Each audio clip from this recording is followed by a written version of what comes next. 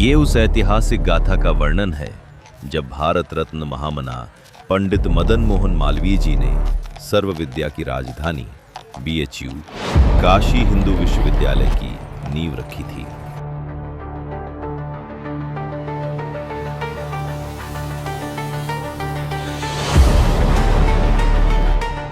मालवीय जी की कहानी किसी राजमहल से नहीं बल्कि घोर गरीबी के आंगन से शुरू होती है। उनका जन्म पौष मास के कृष्ण पक्ष अष्टमी अर्थात 25 दिसंबर 1861 को हुआ था। वह एक ऐसे कुल के थे जो ज्ञान और विद्वता में तो धनी था पर धन संपत्ति के मामले में निर्धन। उनके पिता पंडित ब्रजनाथ विशेष रूप से श्रीमद् भगवत के प्रति गहरी आस्था और भक्ति रखते थे।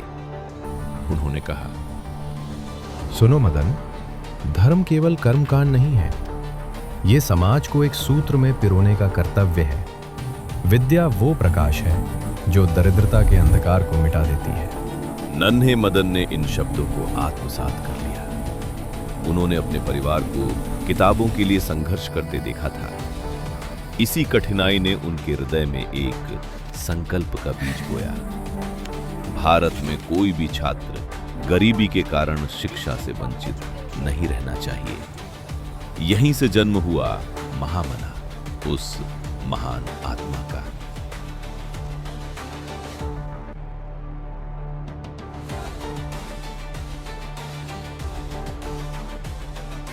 प्रतिनिधित्व हमारा जन्मसिद्ध अधिकार है।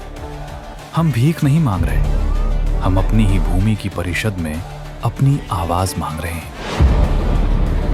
भारत के वयोवृद्ध नेता दादा भाई नौरोजी ने विस्मय से उन्हें देखा। उन्होंने धीरे से कहा, इस युवक के माध्यम से स्वयं भारत माता बोल रही है। मालवीय केवल एक वक्ता नहीं थे, वे विमर्श के निर्माता थे। उन्होंने द लीडर की स्थापना की और हिंदुस्तान टाइम्स को डूबने से बचाया, क्योंकि वे जानते थे कि तलवार से लड़ने से पहले स्याही से लड़ना आवश्यक है। अपने आधुनिक नालंदा काशी हिंदू विश्वविद्यालय BHU के निर्माण के लिए मालवीय जी को 50 लाख रुपयों की आवश्यकता थी, जो उस समय एक राजा की संपत्ति के बराबर थी। उन्होंने अपने अभिमान को त्याग दिया और बन गए भिखारियों के राजकुमार, प्रिंस ऑफ बेगर्स। किंवदंतियों में एक बहुत ही रोचक किस्सा है। मालवीय जी हैदराबाद के निजाम के पास गए, जो दुनिया के सबसे अमीर व्यक्ति थे, लेकिन कथित तौर पर एक हिंदू विश्वविद्यालय के विचार के विरोधी थे। निजाम ने उपेक्षापूर्ण और अहंकारी स्वर कहा, मेरे पास तुम्हारे विश्वविद्यालय के लिए कुछ नहीं है, ये लो। कोई साधारण व्यक्ति होता तो अपमानित होकर लौट आता, लेकिन मालवीय जी, उन्होंने वह जूता उठा लिया। निजाम की ओर से एक भेंट। निजाम के शाही जूतों की बोली कौन लगाएगा? इससे प्राप्त पूरी धनराशि विश्वविद्यालय के निर्माण में जाएगी।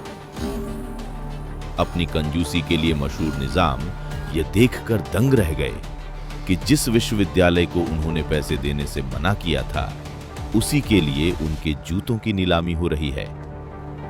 लोकलाज के कारण उन्होंने कथित तौर पर भारी रकम देकर अपने जूते वापस खरीदे। ये थी मालवीय जी की झोली फैलाने की कला, विनम्रता का वह हथियार जिसने बड़े बड़े सत्ताधीशों को झुका दिया। उन्होंने न केवल दरभंगा और बीकानेर के महाराजाओं से लाखों रुपए जुटाए, बल्कि उन किसानों से भी चंदा लिया जिन्होंने अपनी गाढ़ी कमाई के तांबे के सिक्के दान किए।